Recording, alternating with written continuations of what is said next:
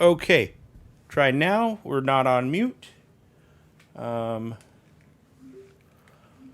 that's not good. Okay. TV speaker sound. Oh, Josh. Yeah, there we go. So what's the news, Josh? What's the news, Josh? Or can you not tell us yet? Yeah!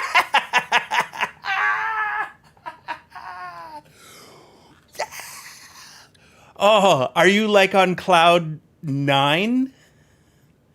You must be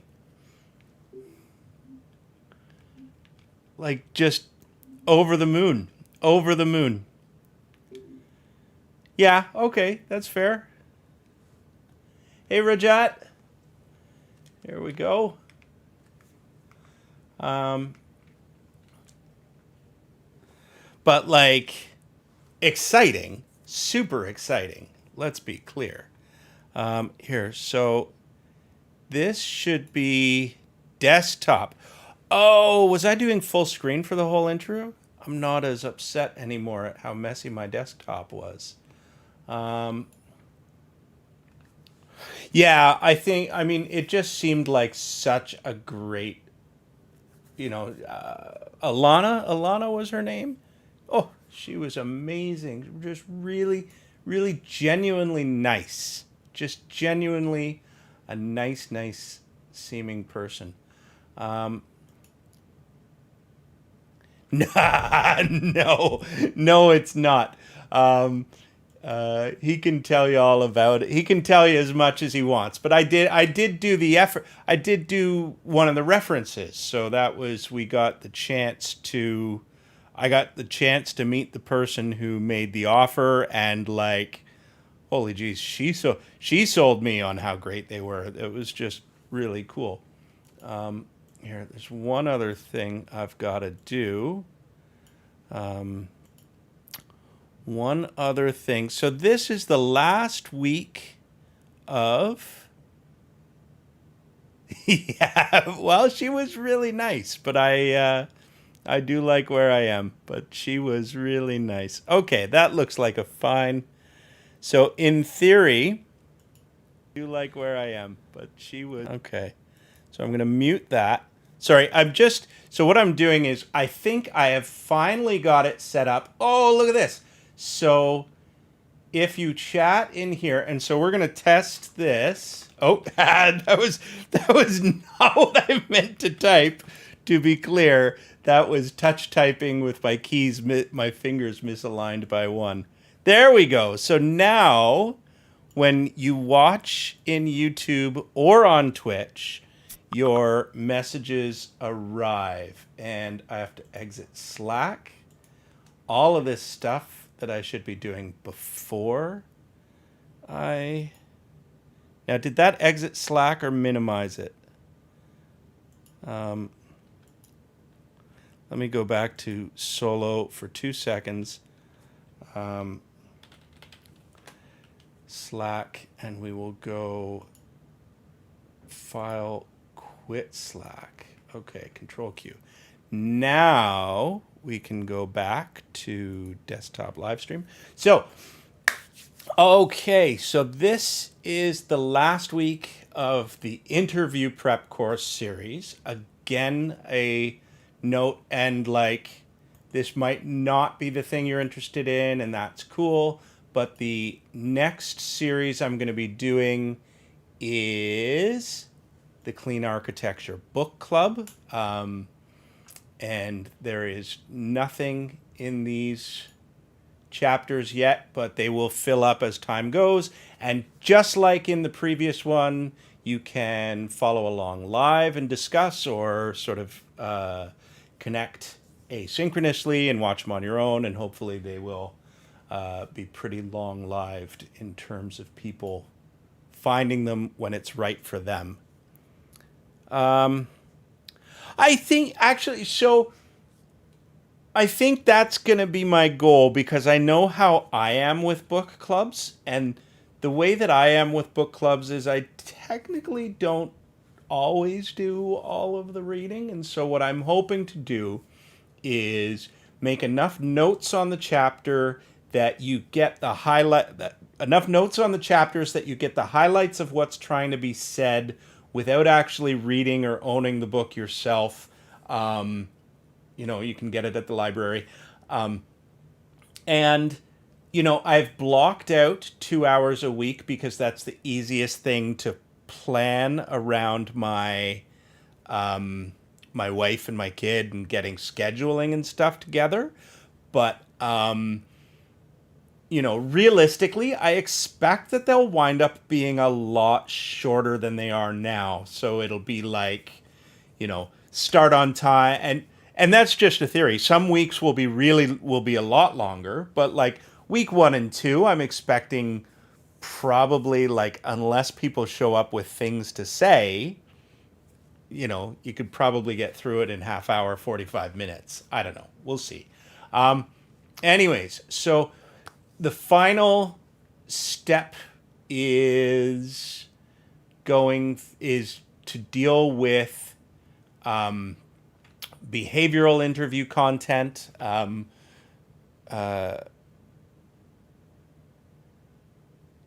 Would be nice to tune in for this for a change. For something else. I think, this would be, I'm going to be moving on to doing just like general professional development for a while. Cause like now, so this was the thing. I started this one originally because I wanted to get a job.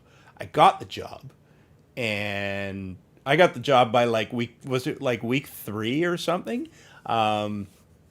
And so for this next one, these are the things that I want to do in terms of getting better at my current new job and potentially getting better for my next one.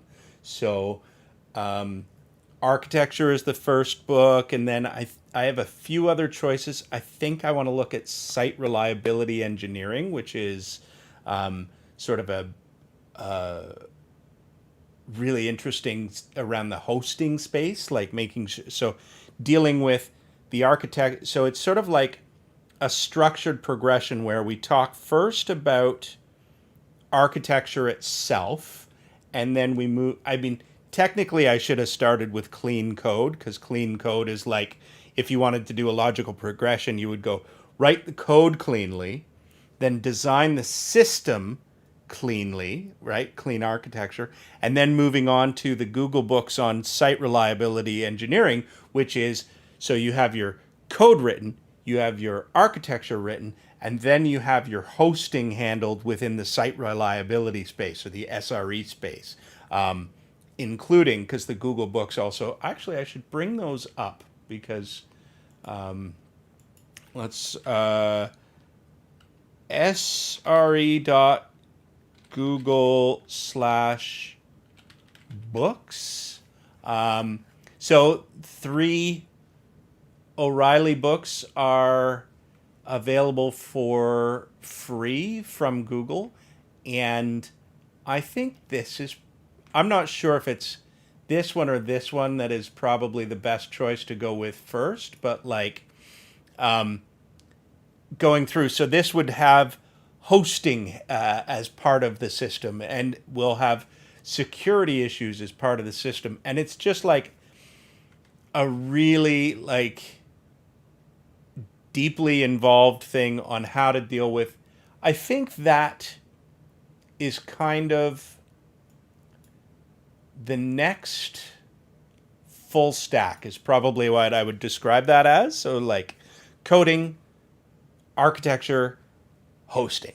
And I think that's how full stack is sort of changing from, I don't know, maybe that's what full stack is now as well, but not always. Anyways, point being, lots of big plans. This week, I also think is probably going to be a little shorter because we've kind of touched on behavioral interview discussions over the last, they've come up again and again and again. So also there aren't a ton of great videos to watch about it. So I had to go in down some other sorts of rabbit holes. I think, and so, and by extension for that, I think that means that if you are going to be working on this,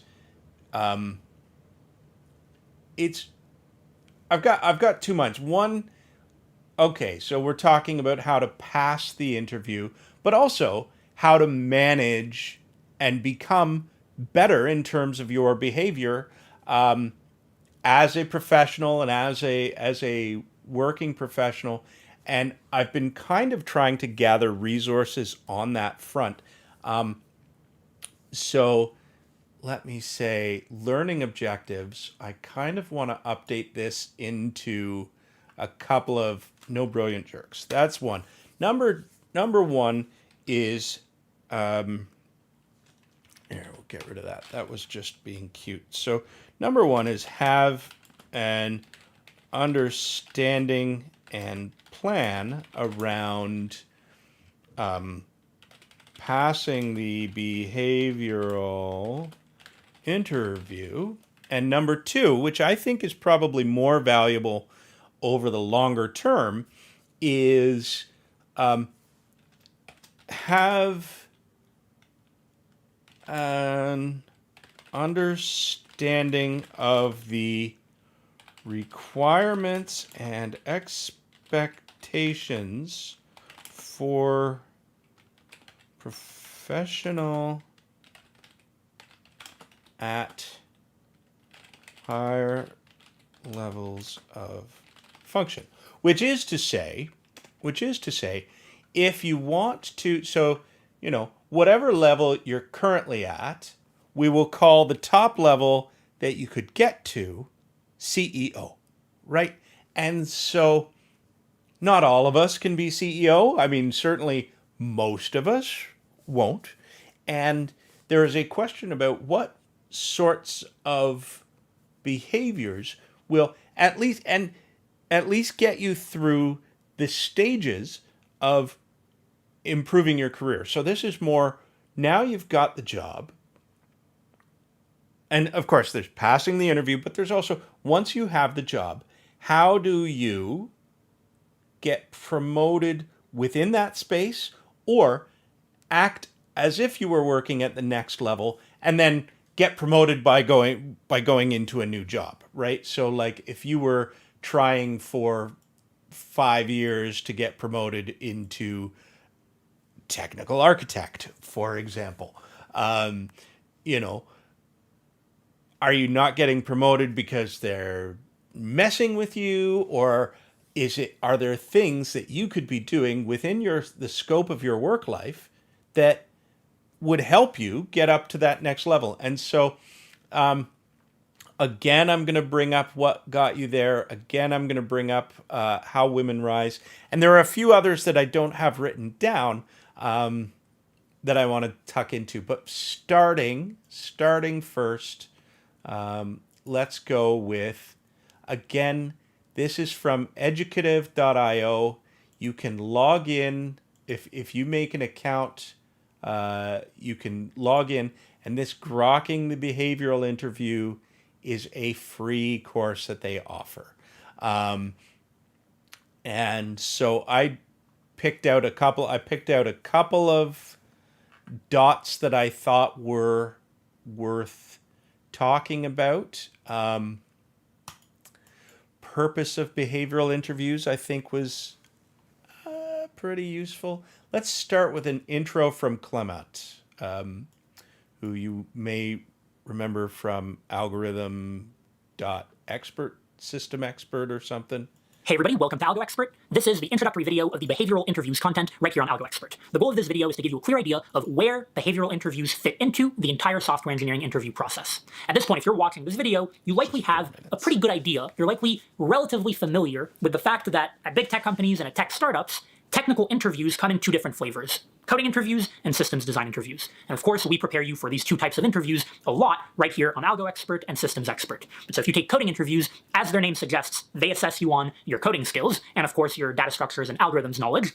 And if you take systems design interviews, as their name suggests, they assess you on your systems design skills, your ability to design large-scale distributed systems. Both of these interviews or interview genres are technical, and they do spill a little bit into non-technical stuff. For example, they assess your problem-solving ability because you're given a problem and you have to solve it. They assess your communication skills because you have to talk to your interviewers, you have to walk them through your train of thought, and they do even assess your ability to, for instance, deal with an ambiguous environment or an ambiguous problem, because presumably you're given a problem that you've never seen before, you have to ask clarifying questions, and so on and so forth. So the point that I'm trying to get at here is that these interviews, coding interviews and systems design interviews, are technical. They do assess you on a few non-technical things, but at the end of the day, all that being said, they do remain technical interviews. And if you've ever worked professionally as a software engineer, either as a full-time engineer or as an intern, or maybe you've never worked professionally as an engineer, maybe you're straight out of college or out of a coding bootcamp, but you've worked as part of a team on a software engineering project, then you know that there's a lot more to being a software engineer than just coding and designing systems. There's a lot more to being a software engineer than just algorithms and data structures and proxies and load balancers. There's a lot more to it. And that thing that constitutes the a lot more is often very nuanced. It falls into the soft skill category, if you will. Right? We're talking about dealing with production outages or dealing with conflict at work, having to manage a large project and distribute work amongst engineers. All of this stuff is very nuanced, it's very important in software engineering, and it's not assessed in coding interviews and in systems design interviews. And as you might have guessed it, this is exactly where behavioral interviews come into play. Behavioral interviews are a third type of interview. They're non-technical, and they assess you on these more nuanced but very important parts of software engineering. So at this point, I hope that you have a clear idea of what behavioral interviews are, or rather, where they fit into the entire software engineering interview process. And with that, I'll see you in the next video. All right. So, I mean, he does a fine job of explaining what it is. And I'm sure you already knew. If you don't know Clement's story, though, he is a really interesting case because he at least says that he went from like having a degree in mathematics to and having never written a line of code to, I think in 6 months, he says he got a job at Google by going through like just this kind of like hardcore algorithm stuff. So he's pretty smart, this guy. Anyways, so the behavioral stuff matters. It's important. And so there are, let's go back to what sorts of things and recall this is sort of back in week 1 or week 2. We were talking about this. We were talking about the cultural values of the organization that you're trying to join. And so you can, you could look up Amazon leadership principles, and you can find them. And Amazon tells you exactly who they are looking for. You can look up Netflix culture, and you can see again the Netflix culture document. Judgment, communication, curiosity, customer obsession, ownership. And I'm sure I have at one time or another turned up the Google one. Let's see if I can find, Google cultural fit interview. No, I'm not going to Google. I'm not going to Google for that while I'm in class. I should have done that last night in terms of preparation. So the important point for this, though, is they've all got these ideas. They've got these things they are looking for: big thinking, bias for action, frugality, and so in theory. All companies of a certain size are going to have something like this available. Smaller ones, probably not. But the idea for you and how this affects you is there was a great one in one of these links that was how to list major. Yeah. So here we go, and we'll try this one first. Yeah. So step one on how to prepare, you do your homework.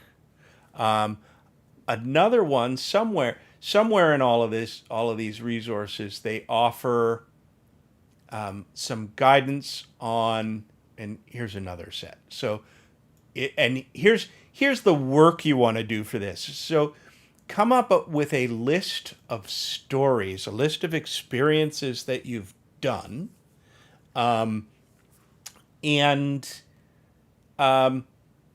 for example, what experiences do you know that you absolutely want to share? What are the highlights of your career? Where are the big things that you've learned? What are the big things you've learned?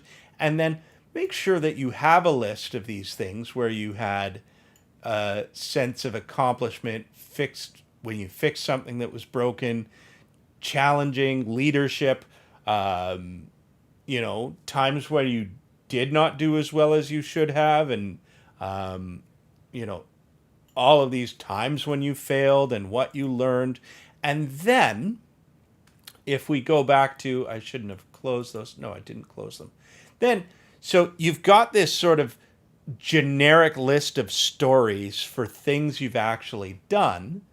Then, what you want to do in preparing for any individual one of these interviews, you want to tailor the stories to figure out which of the things they are interested in, which boxes you are checking, right? And so it's about trying to make sure that you fit in with the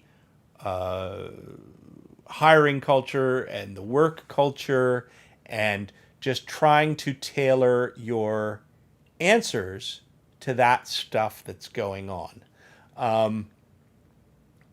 Where was this one? Hypotheticals. This is so.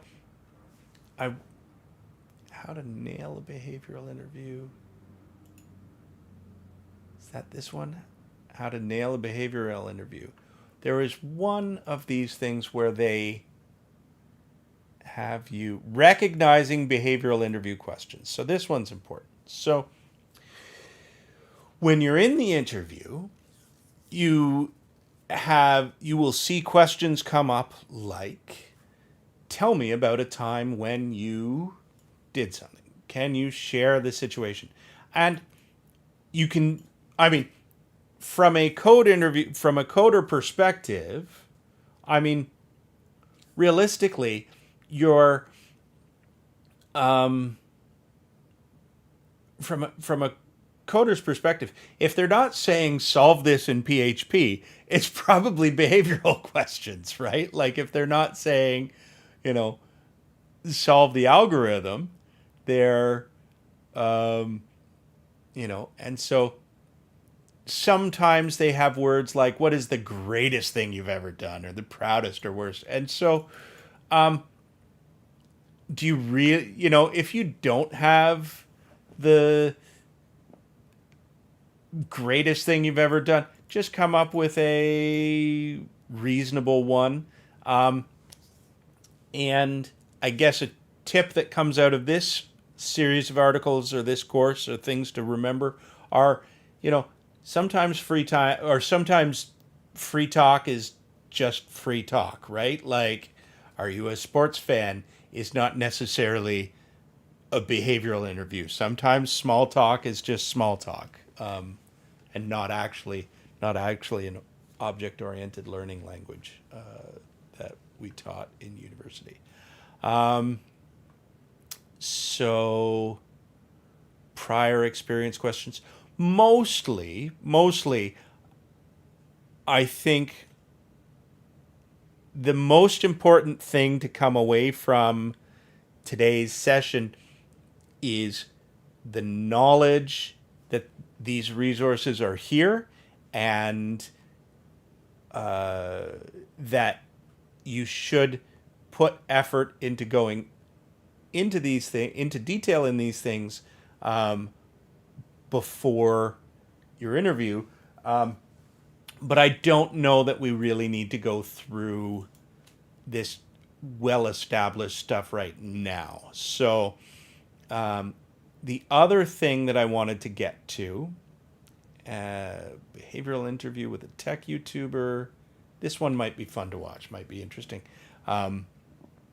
Also, these videos here, Amy is the one who stood us up that one week, so she at least gives interviews to some people, just not people with 100 subscribers on YouTube. So I understand, that's fair.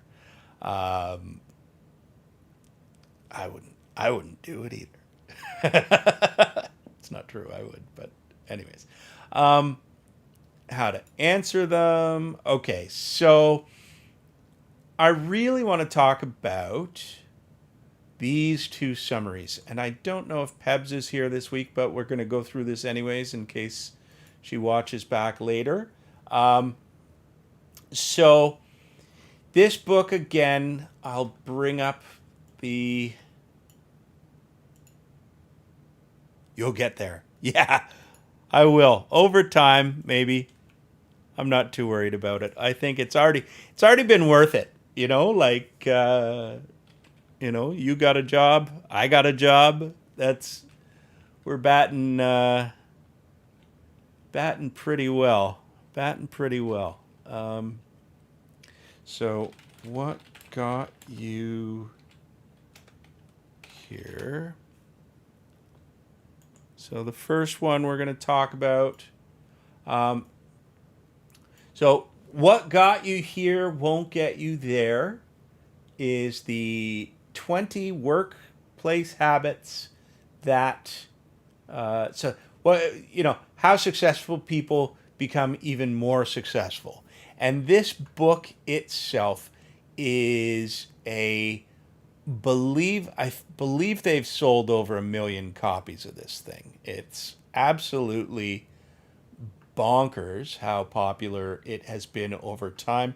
And it is written from the perspective of someone who is a CEO or this is the wrong page. What did I do? That's okay. I can open it up again. It's over here.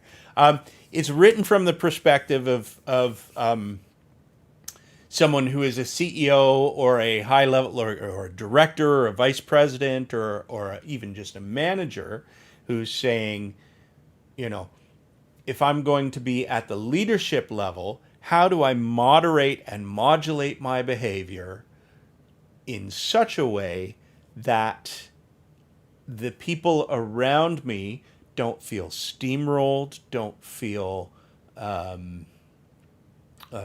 ignored. And so I think this is worth paying. So this is a list of the things that leaders generally do, or maybe you do one or two of these, and if you do one or two of these, then they can stop you from moving to the next level up. And so even if you're an individual contributor and you act like this, these are jerk behaviors. So if you're doing these jerk behaviors, people will notice that and keep you and potentially, people get passed over for promotion. And so these are the kinds of things to watch out for. In terms of it's like professional therapy, right? And so this winning too much. And so the example here of winning too much is like getting into an argument with your wife, right? And, you know that you're right. You know that forks go into the dishwasher a different way. And, and this is a made up example. I have not had this argument with my wife, but I'm just trying to come up with something that is so stupid that it is the type of thing that a married couple fights over. But it's like, the forks go into the dishwasher a different way. And, you get into this argument. But realistically, it doesn't matter because and so, right? Yeah. So, so if you have to win every single argument, you're not going to win at all because people are going to shut down and they're not going to be interested in listening to the bullshit that you have to say because there's just resentment there. And so try to consider whether arguments are worth letting go. Right? Yeah. Don't argue at all. So good. Yeah, you've learned that one. So the next one is adding too much value. And this one is, it's a little like participating if you hear the stories of participating in improv or improvisational comedy, they say the rule is you say yes and you want to enhance, you want to try and offer support by enhancing the thing that they're coming to you with. But the problem with a leader adding too much value is that somebody comes in and says, I've got this solve for for the problem ahead of me. And so in a problem, a programming case, right? I've got this solve for the records are displaying in the wrong way. And you go, oh, that's great, but could you also add this? Well, sometimes if you don't have enough context, they say, listen, just congratulate me and let me go. This isn't adding, don't add value to everything. Just consider is there an appropriate time to add value? And so this is one of the things that people do, that they consider if the thing you're offering is actually being helpful, or if it is a good time to shut up. So passing judgment, every individual, how do they think out of their value? So I think this one's probably mostly self-explanatory. Like, being a good team member is understanding that we have a diversity of work modalities and opinions and things. So I think, don't try and meet people where they are. Again, making destructive comments. So, try and move away from sarcasm or derogatory humor. Name calling, insulting people, labeling and all of this. Again, this is the list of jerk behaviors. If you do these, try and consider working on them. Starting everything with no but. However, again, that's a little like the adding value problem, but again, try and work with people, meet them where they are. Here we go. Now, this number 6.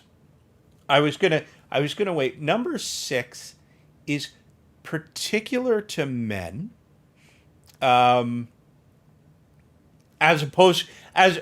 to the book How Women Rise. And so we're going to talk about telling the world how smart you are. That is what it is. But if you are a woman watching this, there's actually the top 12. Of the top 12, you'll notice that there are 20 things that men do badly and 12 that women do badly, according to these books. And so it's almost the inverse of what men do wrong in this book, which is they spend too much time taking credit for how smart they are, whereas it's important to offset that with the women's list, which is sometimes we'll talk about that one later, but it's important to note these behavioral conditions do have a gendered component where, some trend in certain ways. So here's another one. Speaking when angry is a problem. So this one was really interesting in my teacher training and it was a great series that our brains are composed of, let me see if I can bring this up. I can bring up our, what was this? Tools for teachers. So our brains involved for lizard brain. Okay, so here we go. So this is some brain science. Open link in new tab. Open image in new tab. This is the only thing I need. So let's look at a picture of a brain. And trust me, this is going somewhere. So our brain, our primate brain is sort of our higher order thinking processes. This is where we have our imagination, we have our language centers, we have our abilities to imagine and this is in our prefrontal cortex and all of that little spongy sort of spaghetti stuff around the top. That's where all of our higher order thinking comes from. In the next level down, our mammalian brain does have some affection and some love, and there's some sort of dopamine and serotonin in there, and oxytocin sits around in there. And then you get down to the reptile brain, where the fight, flight, or third F comes up. And so when you get angry, you get a little shot of norepinephrine or adrenaline. Adrenaline spikes into your system because it kicks off your fight, flight, or third F reflex, right?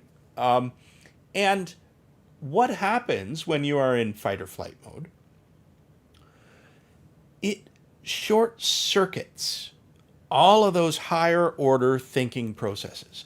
And so it's a really interesting. Have you ever been in this situation where you're really mad and you say something that you regret?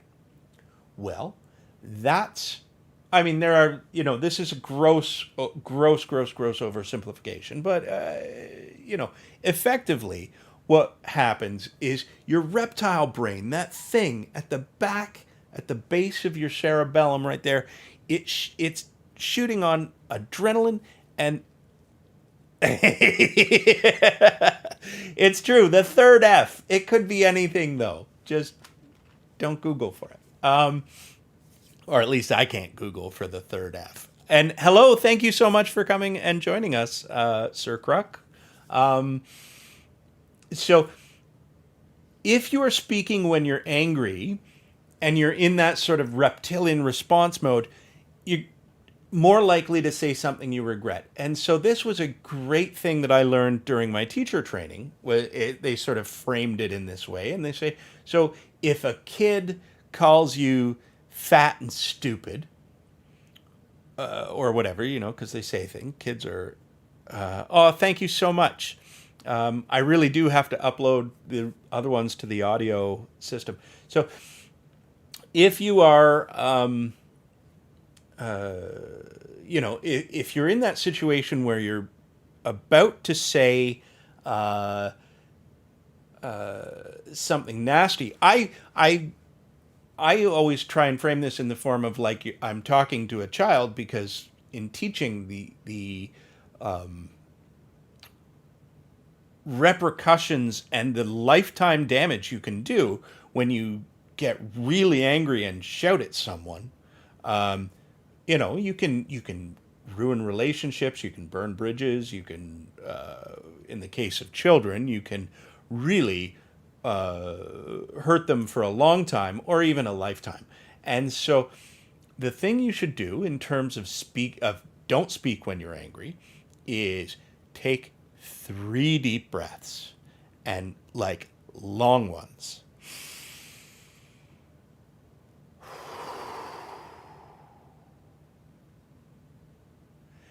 And I'm not going to do all 3, but at the end of the 3 deep breaths, you say to yourself, am I still angry?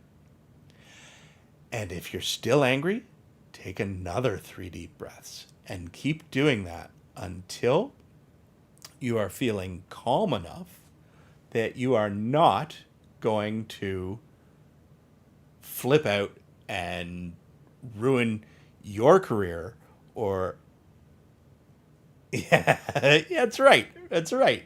Count to 10. Count to 10.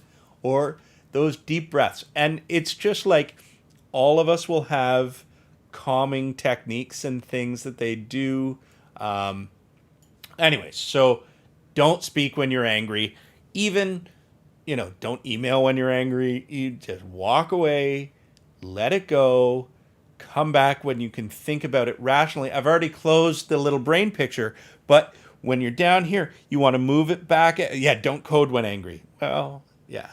Move it back out to that higher order thinking processes where you are not, and if you're still angry and you can, at least you are not still angry. I mean, if it's still anyways, here's another one that I actually think is a bit of a problem in the architecture space or the code leader space, is explaining why things are going to go wrong is part of our job description, right? Like it is part of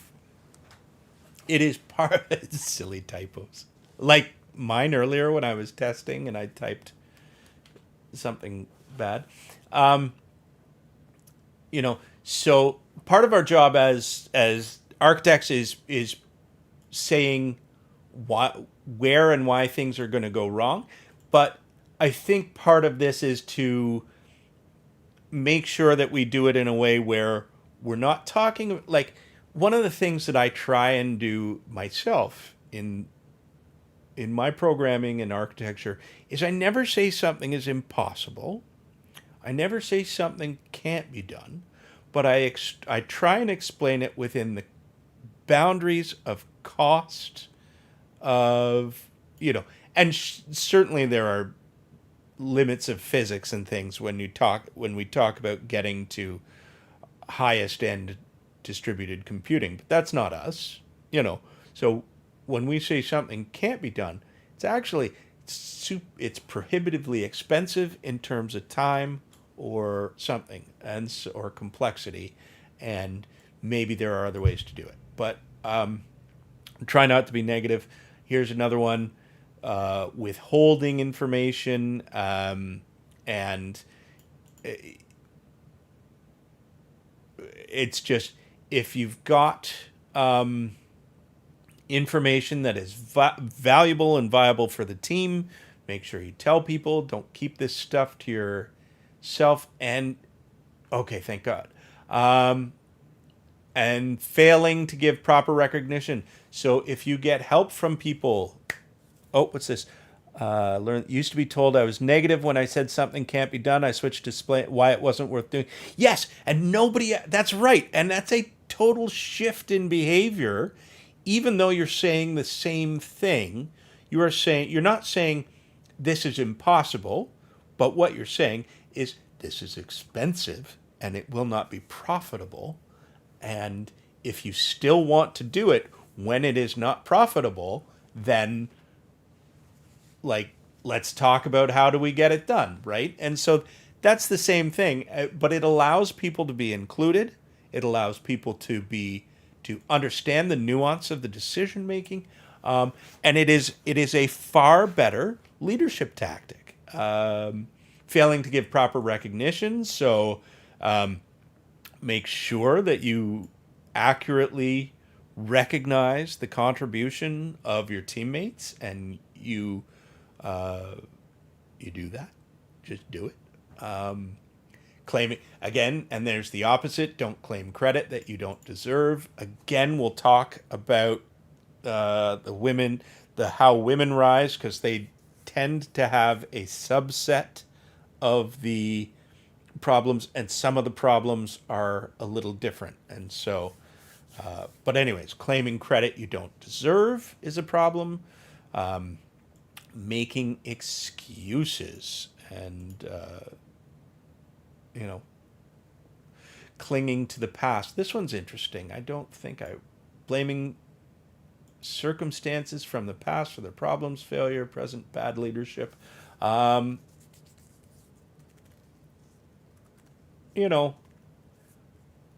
In business, I guess if we were talking about,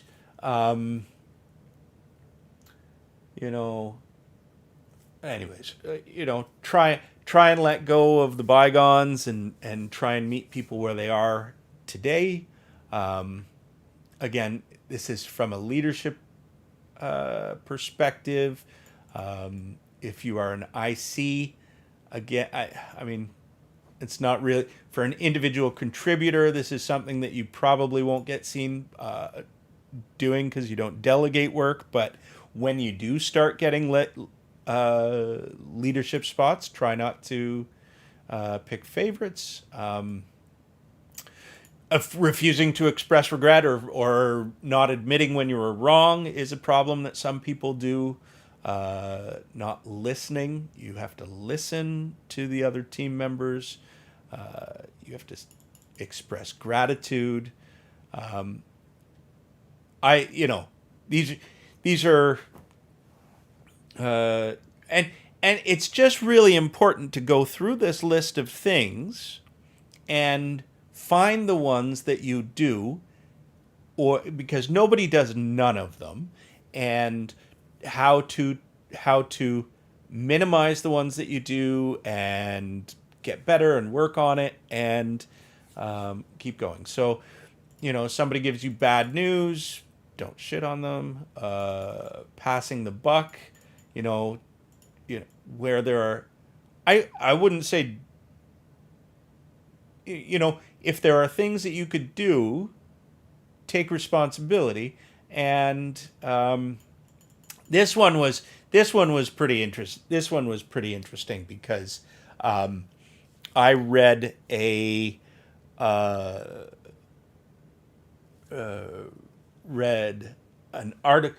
article about, remember a couple of weeks back we started looking at these things called manager readmes, which were, they discuss failure modes.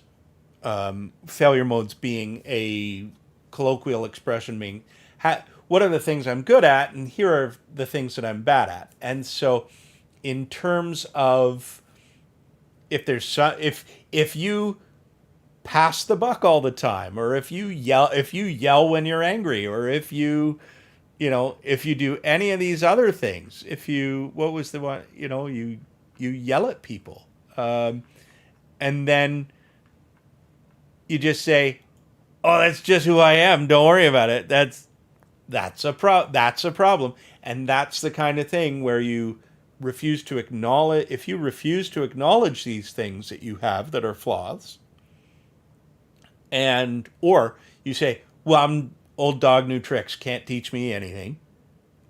That's a thing that's going to keep you at the level that you're at. And if you are interested in moving above that, you have to start addressing this stuff. So there you go. That's the Goldsmith his first book. This next one was actually written by Sally Helgeson in conjunction with Marshall Goldsmith, the same person who did it. And so I went through How Women Rise first, and it was really interesting that I felt I went through probably have more of these problems than I have of the from the previous 20. I probably have more emotional issues around this stuff. So the first one, as we were talking about earlier, so women generally tend to be more reluctant to claim their achievements. I think one of the interesting stories was a woman who, anyway. So this is something. Again, pick up the book. You can read the stories. You can get the audiobook for free on the Toronto Public Library, and you can get through it in a couple of hours. But make sure that when you do something, you take credit, which is the opposite of the other one. So, don't take too much credit, but take enough credit that people know what you're doing. Another interesting one was expecting others to notice what you're doing and notice the hard work you're doing and reward the hard work you're doing without telling them, right? So this was an interesting one around being explicit. If you have goals, be explicit about them. So,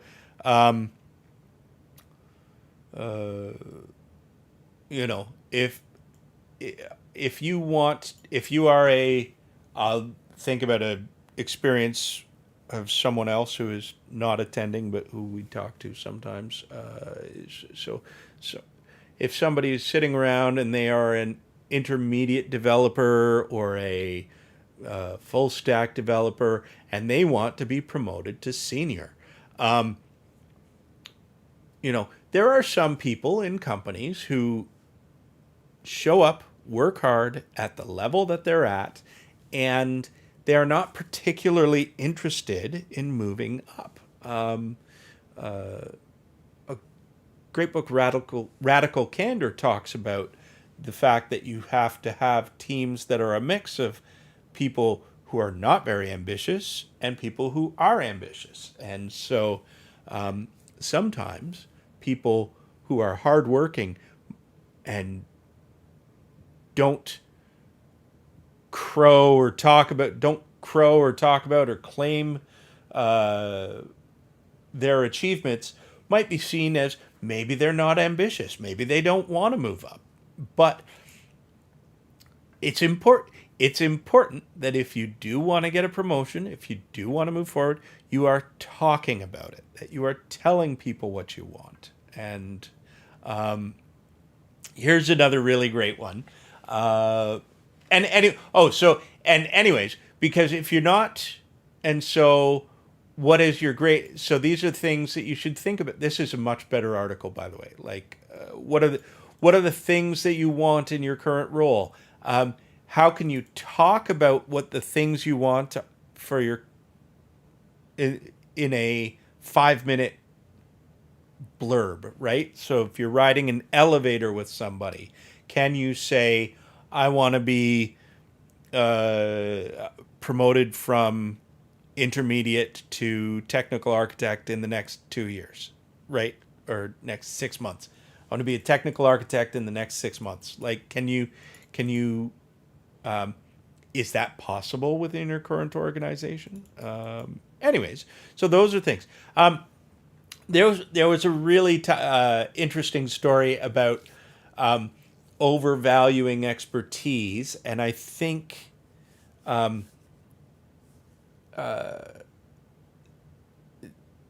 this is seen systemically within applying for jobs. You'll find that I mean, it's just colloquial and this is a joke, but like the joke goes that, if a man looks at a job interview and sees a job interview with 30 bullet points of required skills and meets one of them, the man will go, oh, I'm going to apply. I'm going to apply. I got that one and I'll learn the rest. Whereas, if a woman, as the joke goes, is missing one bullet point, she goes, oh, I don't have anything. I don't have what it takes to do that. I'm missing this one. And there was a great thing. I was talking to somebody on LinkedIn the other day, a woman who just got a quite senior role at Amazon, and she said exactly her situation was that she never would have applied if the recruiter hadn't reached out to her and said, "Come on, just apply." And she got the job. She was really excited about it. And something I had read also recently was if you meet 100% of the bullet points on a job posting, you're overqualified for the job. Nobody expects to get 100% of it. So this is the overvaluing expertise thing, that again we see where it's just you can gamble a little hard. You can gamble a little harder. Oh, what's this? A lot of people I've had on my team are from not accepting their accomplishments, imposter syndrome, and overvalue, especially those who are not A-type personalities. Right? This is, I mean, the imposter syndrome is a real big problem. I think, for a lot of us. I mean, and surprisingly suffered from not accepting their accomplishments. I don't know who that team is. Yeah. I mean, that's fair. And as I don't know if you just showed up, but as we were starting this, I was saying, after going through the Marshall Goldsmith, like, old white guy, rich old white guy book for men, and reading this one, How Women Rise, I identify with this one a lot more. And so I'm wondering if it is, I don't know, maybe it's just more closer to the zeitgeist, right? With these exact, yeah. And so I was finding that this was a much more, a much more interesting book. I think it's also written closer to modern times, and the Goldsmith book is, I think, quite old right now, and he's sort of like a rich old white guy who got around talking to rich old white guys, whereas this one was, it was just based on a different set. But I don't know that it's exactly women and men, and so that's fair. So yeah, that's true. And so here, building rather than leveraging relationships. And so this was a really interesting one, where it speaks to there's my lizard brain picture.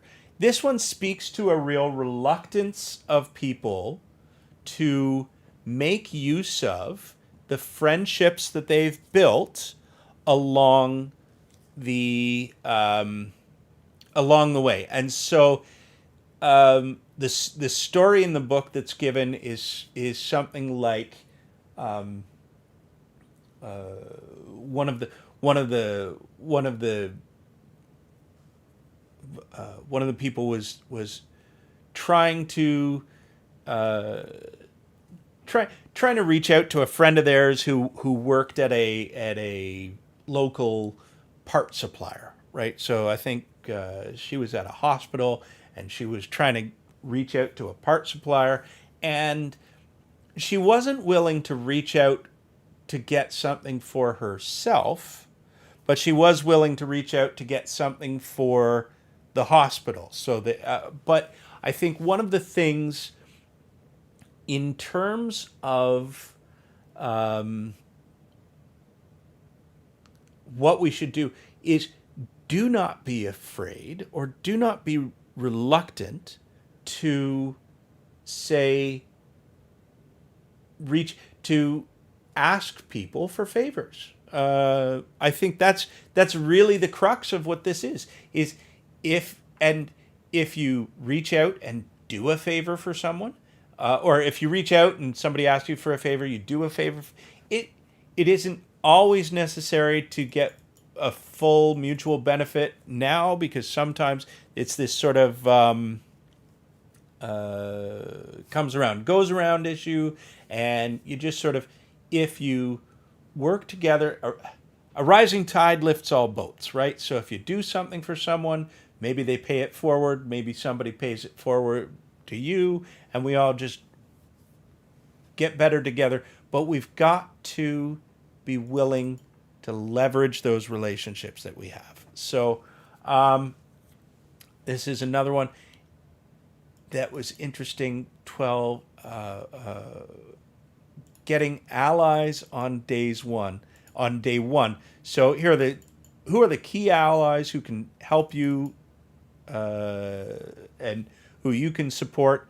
What can you do to strengthen your relationship with people in your job, and how do you make alliances, right? Alliances, their peers, colleagues, higher ups, sponsors, direct reports, people who you have a stake in and who have a stake in you, and move up together. You are not alone. So putting your job before your career is so let's read the questions here. And so are you putting your loyalty to the team ahead of your own career ambitions? So for example, if you are really, really, really good at doing HTML emails, I don't know if anybody here is, but if you are super good, and so like something that would take anybody else 8 hours to do, it would be a whole day's work, and then it takes you 2 hours to do. Well, so now you're doing 4 emails a day for everybody else's 1 email a day, and you're getting bored because emails are boring, and you're not leaving the team with you're not learning anything more because you're so good at them that there's nothing new to do. And you're not leaving your team because there's loyalty and maybe some of them are trying to keep you in that spot. So understand that it is, sometimes you've got to, and how well do you communicate your ambitions to leadership? But it's just a question of, are you, and does leaving the team, if you leave the team, does that let the team down? Not your problem. So the perfection trap is another one that is really interesting. Really interesting is you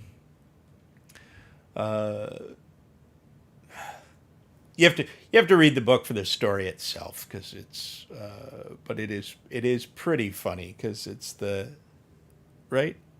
And you just joined an email company, but you got a significant boost at the email company, though. So I'm expecting that to be. Pebs, were you here for Josh's announcement? He was.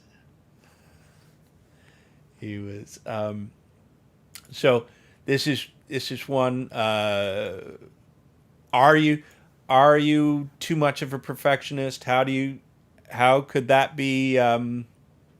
How could that be holding you back? Habit 8, the disease to please, which is, that was really good news. Are you too much of a people pleaser? And if you are in a leadership situation, can that get in the way of your ability to move the business forward? Minimizing things, so have you ever sitting back and otherwise trying to make your presence less felt? So it's sort of try to make sure that you show up in the room and that you have. I mean, these are harder for introverts to take care of if you lean towards introversion.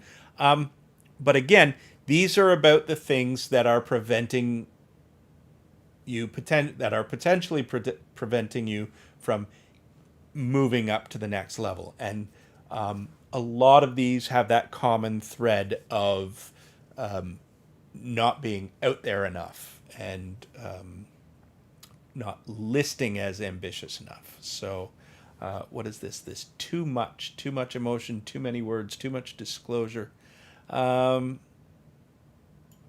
So I don't reflect on it. Too many words. That's me every single day.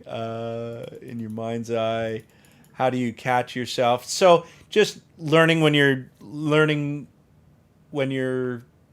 ruminating. This is, so if something goes badly, if you dwell on it for too long, this can be one of the things that's holding you back from trying again. Letting your radar distract you. Let's identify which radar.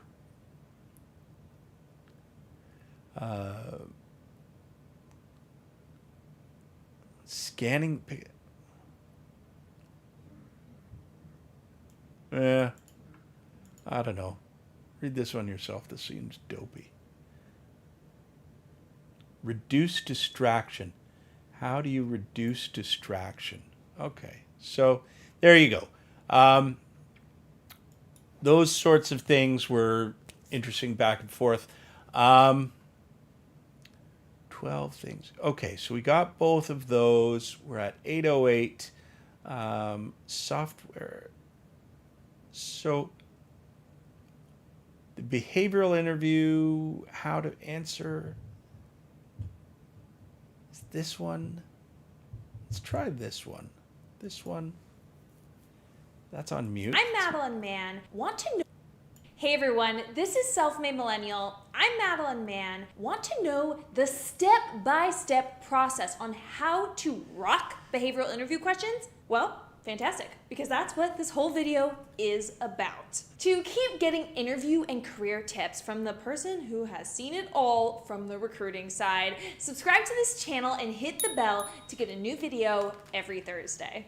I'll be teaching you my story toolbox strategy that gets exceptional results. I get the most testimonials of fabulous results from this tip, including this fellow who got the job from this advice and being a loyal watcher of my videos. Heck yes, thank you so much. So I'll give you the steps you'll need to answer behavioral interview questions. And I'll give you an example of this in action and stay to the end because I will tell you my trick for remembering all of this information. A behavioral interview is a question that starts with something like, tell me about a time when. They are asking for examples of things you have done in your past. And at the core, they're asking you to tell them a story. Stories aren't just for bedtime, folks. You need to tell stories to be memorable and help them to see themselves working with you. This is my favorite type of question to ask when I'm the interviewer because I can better understand the way you think and approach situations. When I ask something like, how do you handle stress? I get a very generic answer. But if I ask, tell me about a time you had to complete several projects within a tight deadline. I can hear a story and better understand the way that you respond to the world. What you need to do first is get notable career moments all written down, which is what I call a story toolbox. This will be the basis of all of your answers to behavioral interview questions. And when they ask you a question that's behavioral, it will keep you from doing the old what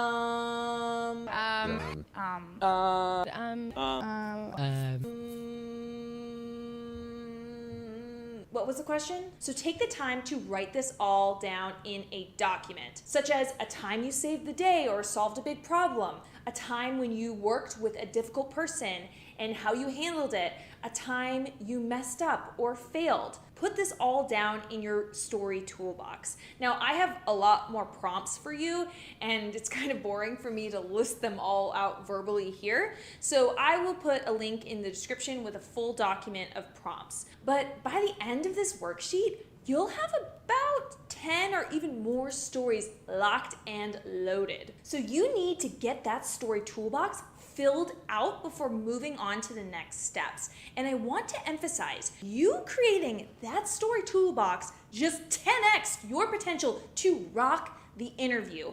I'll link a video that walks through how to use this story toolbox for essentially every interview question. Yeah, it's super impactful, so you can get that full edumacation on this. I will link it in the description. Okay, now we need to answer the question. They may ask something like, tell me about a time you had to deliver a piece of tough feedback. If we were to look in the toolbox I provided you, you might start sweating and say, oh God, Madeline, you didn't tell me to write a story about giving feedback. What a curveball. Nope, think for a minute. Feedback absolutely played a role in one of your stories. Think for a minute and pick one. For example, I said that you should have a story or two about a time when you worked with a difficult person and how you handled it. I bet there's a great chance you had to deliver some sort of feedback in that story, so tell it. You will be so pleasantly surprised at how many behavioral questions your preconceived stories will fit. Then you answer this in the PAR method, which is also similar to the STAR method, but I prefer PAR because it's 3 steps instead of 4. Concise is key in the interview. So P stands for problem. What is the problem or challenge that was put before you? A is for action. What action did you take to attempt to resolve it? And R is the result. What were the outcomes of those actions? Let's say we wrote down a story about how we worked with a coworker who was flaky and didn't do things when they said they were going to. Here's an example. Problem. I had a coworker who I was depending on for reports, but he would constantly tell me that he wouldn't be able to get it to me in time right when the deadline was about to hit, which impacted my ability to do my job in time. Action. I respected him, so I took the concern straight to him to talk it through. I first showed empathy and said, I can imagine you have so much that you're working on right now, and I can tell that you're working hard. Then I was... Stop right. You see where she said I first showed empathy? If we go back to things like this is what we were talking about right off the start was you can go so far as, if you were going to Amazon, you say, oh, well, I disagreed and committed, like you kind of can find a way to, I used this moment to earn trust, or I insisted on high standards.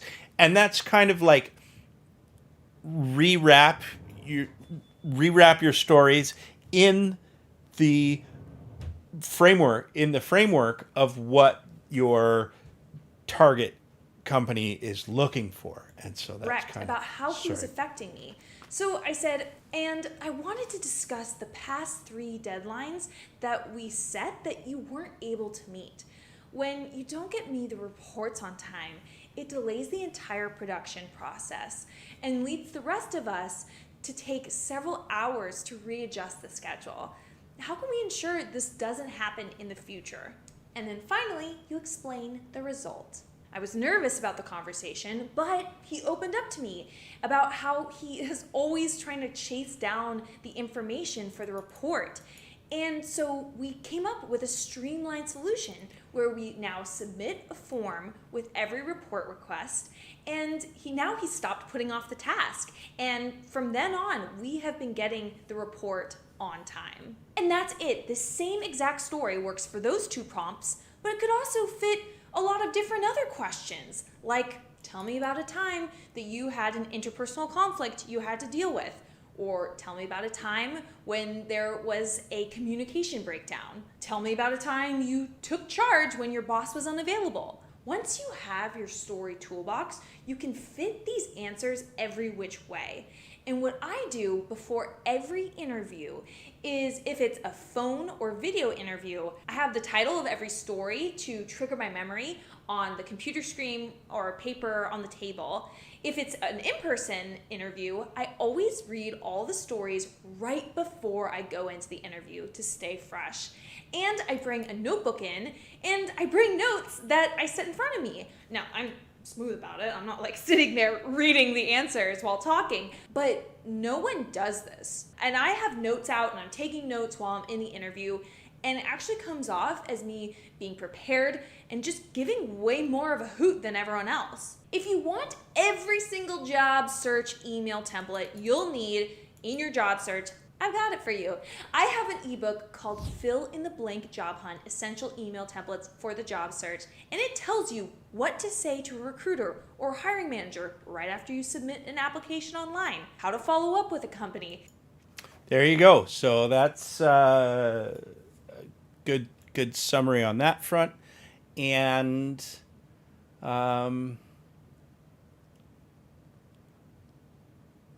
yeah, I think we've done negotiating. I don't know.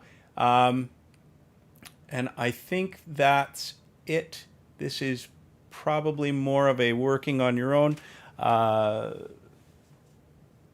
session. And I think, honestly, out of everything, I think this is it. This is it.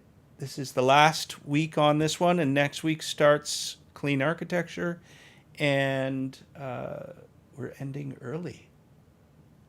And we can celebrate. We can celebrate Josh, and we can celebrate the end of interview prep. Rajat, are you going to be looking for a job, or did you just come for fun?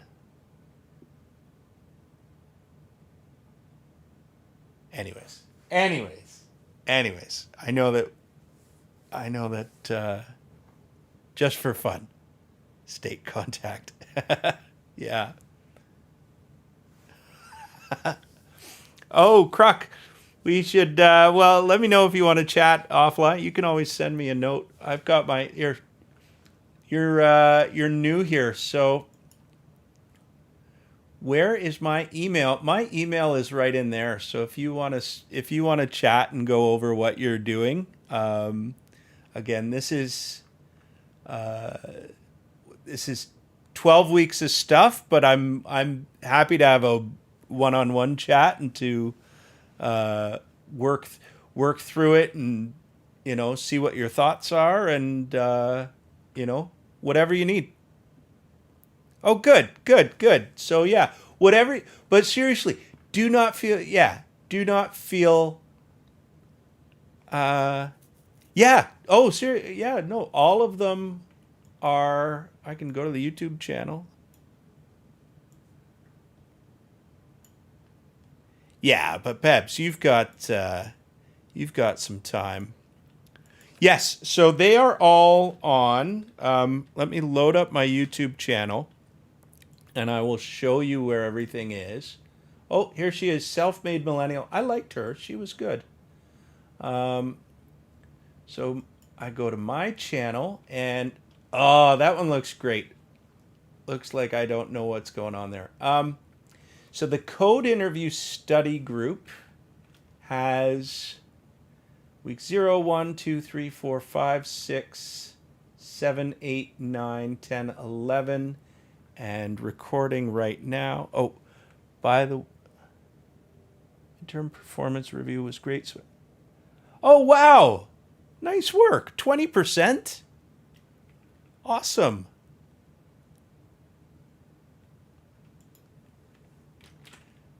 Here we go. I'm going to paste this playlist in there for you, Kruk, so that you can get back at it. But, in fact, I should also copy. Anyways, I can do some of that offline.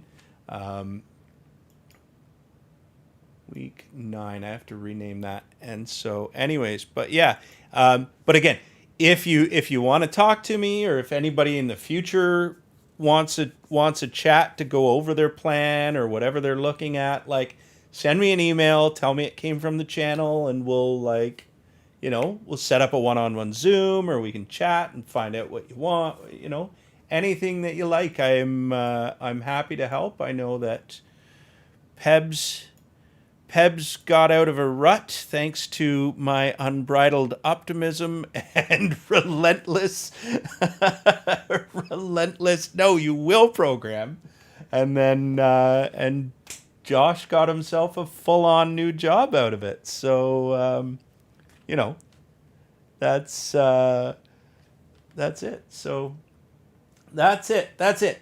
13 weeks-ish down, and thank you so much.